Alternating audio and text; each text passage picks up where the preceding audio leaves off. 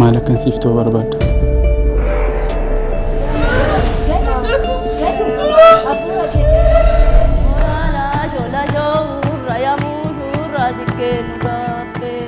Ilma koo jilba kee gattee hin deemee. Maal abbaa ishee?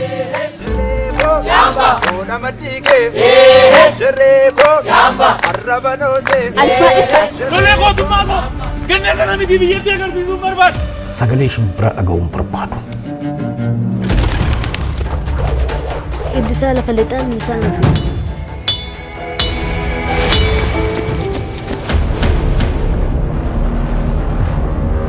Lootuun takka bofaaf jawwee waliin murkii eegallaa.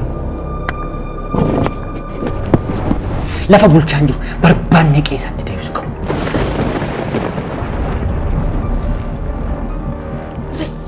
Dhufe.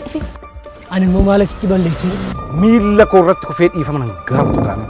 Baraaf furgugee gad jedhanii dabarsuun maal dargaggeessoo sirratti ol ajjeesee jedhanii meedaa fi heerumii nu boqochiisime.